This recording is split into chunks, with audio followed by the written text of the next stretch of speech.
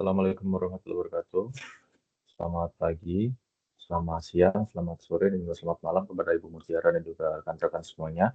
Perkenalkan, saya Aski. Di sini akan mempresentasikan presentasi mengenai gentrifikasi dan pengangguran struktural untuk memenuhi tugas ujian akhir semester ekonomi makro di Universitas Cyber Asia. Baik, langsung saja. Pertama, kita akan membahas mengenai gentrifikasi. Pengertiannya sendiri, gentrifikasi adalah proses perubahan sosial ekonomi suatu kawasan kota akibat masuknya kelompok berpendapatan lebih tinggi ke wilayah yang sebelumnya dihuni oleh masyarakat berpenghasilan lebih rendah. Hal ini biasanya diikuti dengan renovasi bangunan, peningkatan fasilitas, serta kenaikan harga sewa dan harga properti. Jadi gentrifikasi ini sendiri adalah bagian dari inflasi, karena dengan adanya gentrifikasi, harga-harga akan jadi naik. Jadi merupakan salah satu jenis dari inflasi yang disebabkan oleh masuknya orang-orang dengan berpendapatan yang lebih tinggi ke daerah yang sebelumnya berpendapatan lebih rendah. Kajiannya sendiri dengan ekonomi makro. Dalam kajian ekonomi makro, gentrifikasi dapat mengaruhi indikator-indikator penting, seperti yang pertama yang tadi saya sampaikan, inflasi, terutama inflasi sektor perumahan, karena tentunya masyarakat berpenghasilan tinggi tersebut akan membeli rumah-rumah yang lebih bagus, dan juga apabila rumahnya masih kurang bagus menurut standar mereka akan mereka perbaiki, dan juga karena banyaknya permintaan dan harga dan jumlah rumah ini tentunya susah untuk bertambah karena tanah tidak bisa bertambah, maka harga akan naik. Lalu distribusi pendapatan, karena bisa memperlebar ketimpangan antara kelompok kaya dan miskin. Selanjutnya adalah pertumbuhan ekonomi regional, karena investasi dan konsumsi meningkat di wilayah yang terkena gentrifikasi. Selanjutnya, mengenai gentrifikasi dan juga inflasi. Karena adanya gentrifikasi, maka permintaan akan naik. Naiknya permintaan tersebut akan membuat harga hunian dan juga jasa-jasa di suatu wilayah yang terkena gentrifikasi akan ikut naik. Selanjutnya, naiknya harga. Dengan adanya orang-orang berpendapatan tinggi yang tinggal di lingkungan yang sebelumnya berpendapatan rendah, maka mereka akan menularkan gaya hidup mereka ke lingkungan tersebut. Jadi yang biasanya misal membeli barang-barang tingkat menengah, lalu dengan adanya warga-warga yang memiliki pendapatan tinggi akan membeli barang-barang dengan harga yang tinggi, sehingga biaya hidup di situ akan meningkat. Lalu adalah yang ketiga adalah pemaksaan pindah. Masyarakat berpenghasilan rendah terpaksa pindah. Hal ini disebabkan karena dengan meningkatnya orang-orang berpendapatan tinggi, maka orang-orang berpendapatan rendah akan terpaksa menyingkir karena harga-harga barang kebutuhan pokok dan juga harga-harga hunian dan sebagainya akan meningkat, sehingga orang-orang berpendapatan rendah tidak mampu untuk tetap tinggal di wilayah tersebut. Selanjutnya, kita akan coba melihat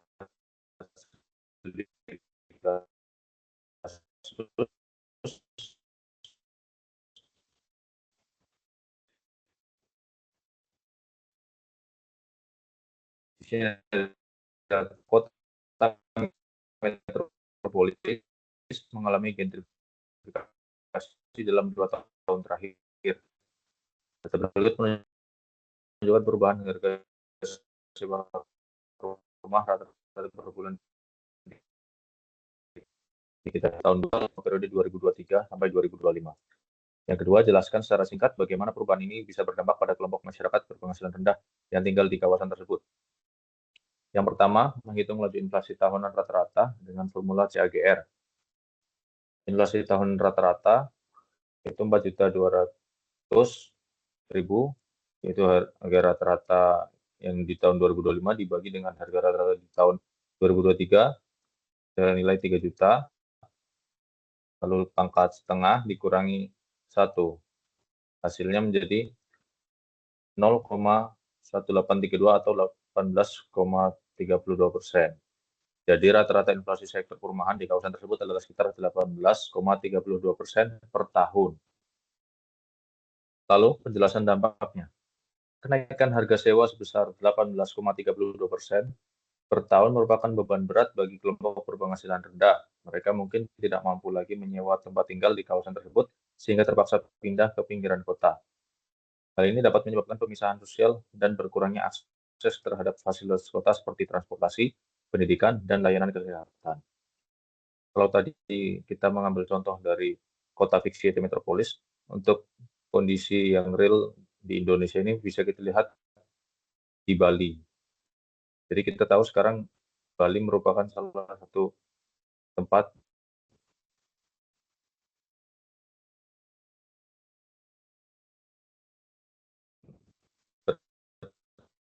pindah orang-orang yang sebelumnya di Jakarta atau juga orang-orang ekspatriat misal dari Rusia dan juga Ukraina, banyak dari mereka yang karena bekerja secara remote, jadi tidak harus pergi ke kantor, mereka memilih tinggal di Bali.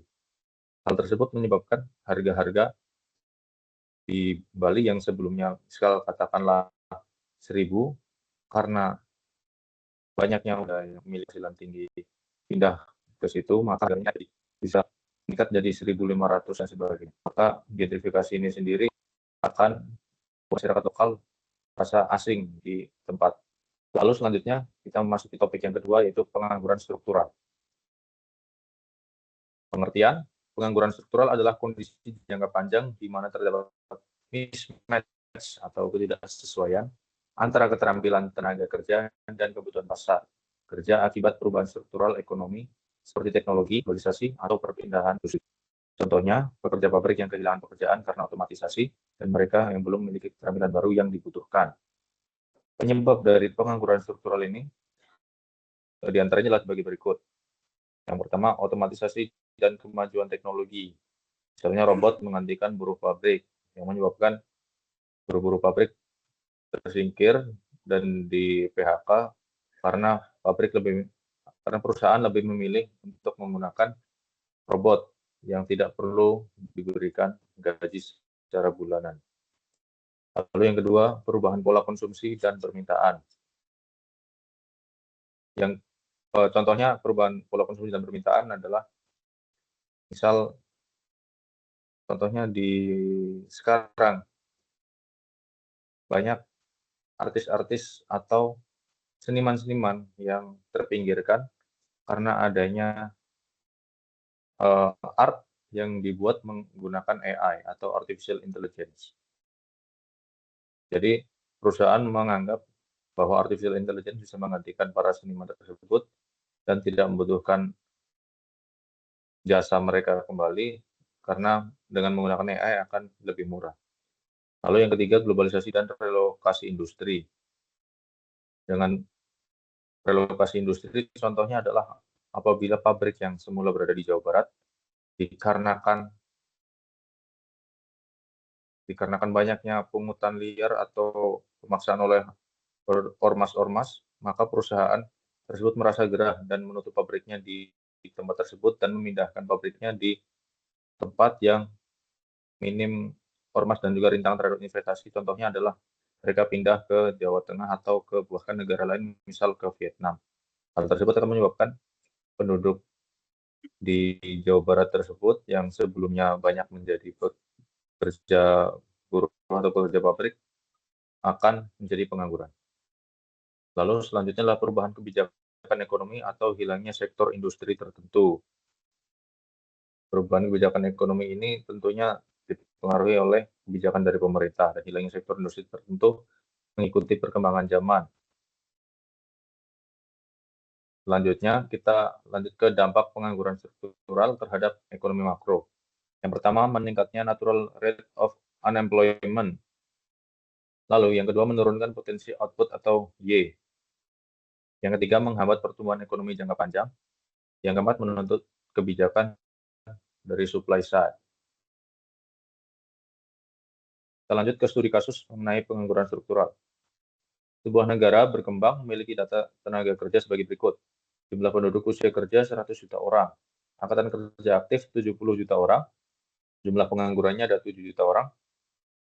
Dari jumlah pengangguran tersebut, 2,8 juta orang termasuk dalam kategori pengangguran struktural karena sektor manufaktur mulai digantikan oleh otomasi digital dan mesin canggih. Pertanyaannya, yang pertama, hitunglah tingkat partisipasi angkatan kerja atau labor force participation rate. Yang kedua, hitung tingkat pengangguran total di negara tersebut. Yang ketiga, hitung persentase pengangguran struktural terhadap total pengangguran. Untuk pertanyaan pertama, saya hitung tingkat partisipasi angkatan kerja dengan cara membagi angkatan kerja dibagi dengan penduduk usia kerja dikalikan dengan 100. Hasilnya adalah 70%. Yang kedua, tingkat pengangguran atau unemployment rate dihitung dengan cara membagi jumlah pengangguran dengan angkatan kerja dikalikan 100%. Hasilnya adalah 10%. Yang ketiga, kita hitung persentase pengangguran struktural dari kasus tersebut. Pengangguran struktural dibagi dengan jumlah pengangguran dikali 100%, hasilnya adalah 40%. Daftar pustaka dari penjelasan mengenai gentrifikasi dan juga pengangguran struktural bisa dilihat di halaman ini dan juga halaman ini. Demikian presentasi dari saya. Kurang lebihnya mohon maaf apabila masih banyak kekurangan.